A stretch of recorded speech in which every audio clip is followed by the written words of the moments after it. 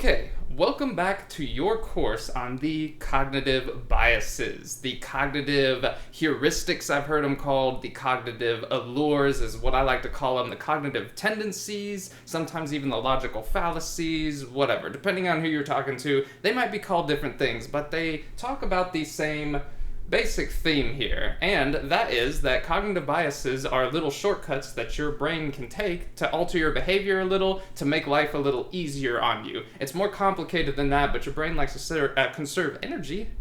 Therefore, it likes to, get into its little patterns and behaviors a little easier. Today, we are talking about that one, the contrast bias. Now, what is the contrast bias? So, the contrast bias basically says that things are more likely to be paid attention to if you can find some contrasting element in them.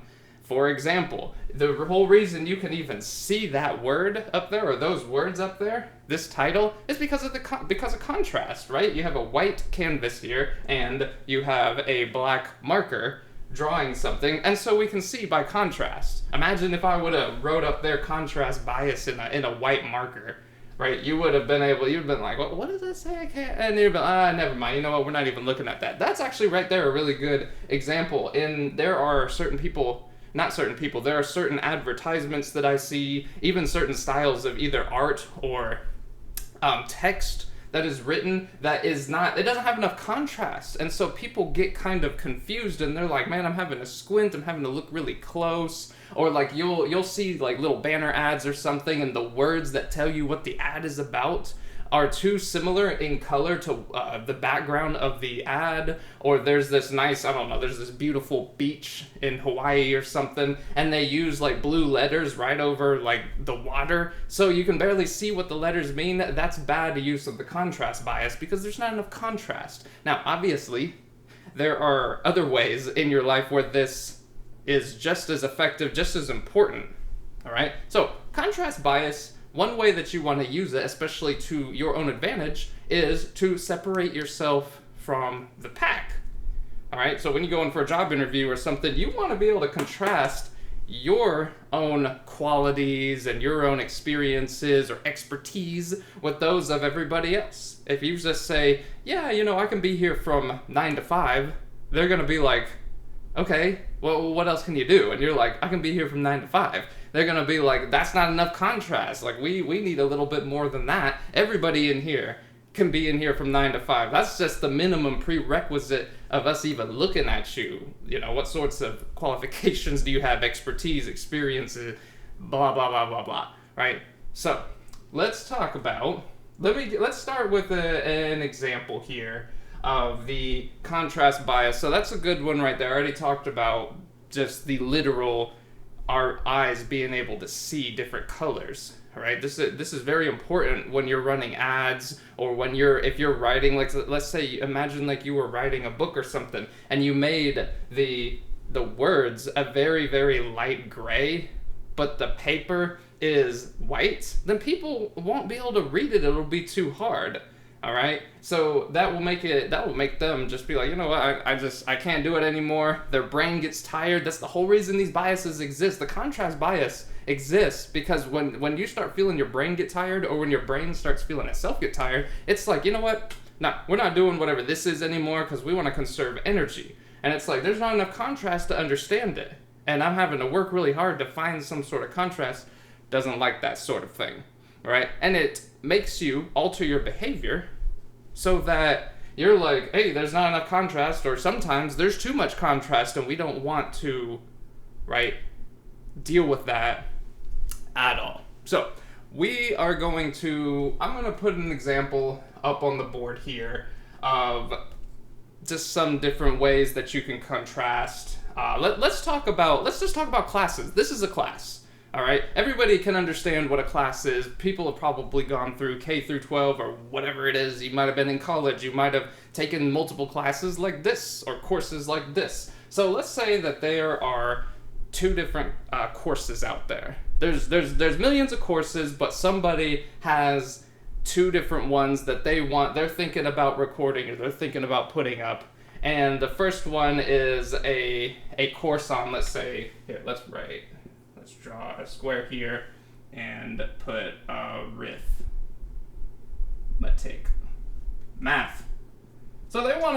want to sell a course, we'll put course 1 here. They want to sell a course on arithmetic, on math, which there's probably several out there, so it's important for them to stand apart just a little bit in the presentation of this course. Now, some of that has to do with the person themselves. Everybody is a little bit different, and just being a little bit different will contrast you some. Now, you don't want to be totally weird to where you're like, hey man, every time that we talk about arithmetic or we're just adding numbers, and you gotta watch this guy be like, dude, if I have 2 pies, right? So there's I'm gonna do my best to draw a pie here. This is a very, very good drawing of a pie. Thank you very much. And let's say it's, it has the steam coming off of it. There's a pie. But he's got 2 of these. And we're not talking about this pie, right?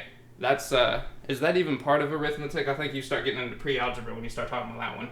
But he has literal 2 pies. He's like, hey kids, I have 2 pies here. We'll just draw a second one here so that we can see. So you got 2 pies. Okay, get rid of that too, because you can just see you have 2 pies. Now this, functionally, is good. It's better to learn with something visceral and be like, hey man, I got 2 pies here, and if I eat 2 of those pies, how many do I have left? Let's get rid of that pie. Alright? But imagine that this dude, he wanted to use contrast bias so much that every single time he did an equation, he had a whole damn pie up there, or in this case 2. Like, he literally had them in front of him, like the 2 apple pies or something. And he's like, hey kids, check out 2 apple pies, and what happens if I eat 2 of them? And all the kids that are watching it perhaps are like, oh, okay, they do their calculations, and they do this. 2 minus 2 equals 0, and we understand that. But imagine if this dude, who is trying to take advantage of the contrast bias and being different, he sits there and literally eats these pies. Like, you have to watch him for like 20 minutes eat 2 full pies, and he's sitting there, he's trying to talk to you with his mouth full, and there's apples and stuff rolling down his shirt, and he's like cleaning himself, and he's like, okay kids, all the 2 pies are gone. How many do we have left? And obviously there's 0 there. Do you see what I'm saying? This is one way to use contrast bias, but you don't want to go overboard with it. Now, one good thing you could do, especially if you're using modern technology and everything, you could have 2 pies there, and then you could, like, he'll pick one up, a piece out of one, he'll take a bite of it, and then it'll skip to the next scene to where the little tray the pie was sitting in was empty, right? And then he's like, okay, and I'm eating 2 pies, so I'm eating the second one too. So we ate that one, now we're eating this one, or whichever way, okay? And then he starts to take one bite, and then the pie disappears, right? It just goes, like with editing. You don't have to sit there and watch him, like I said, for 20 minutes eat these pies. And then the kids see, oh, there are no pies left. You just have the little trays that they sat in. And he's like, this is a good example of 2 pies minus 2 pies, because I ate 2 of them, equals 0. 0 pies. That would be contrast bias. Imagine how interesting, like, not just arithmetic, but math in general would be if somebody did something like that. Now, like I said, you don't want to take it overboard.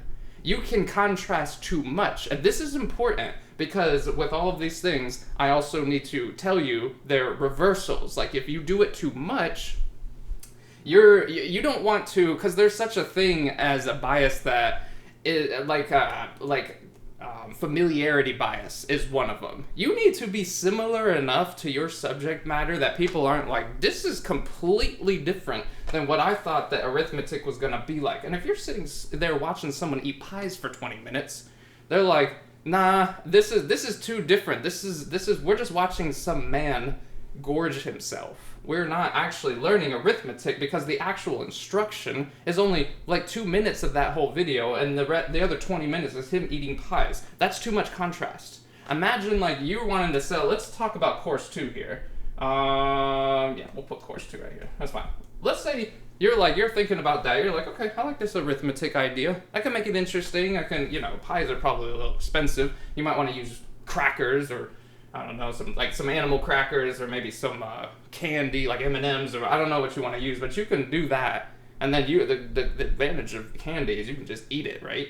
And if you want to be healthy, you'll be like, okay, well, man, I don't know, some pieces of broccoli, or maybe you want to eat some cheese cubes or something. I mean, depending on who you are, you may or may not need to eat cheese. This isn't about that, but cheese is probably a little more healthy than eating a bunch of M&Ms.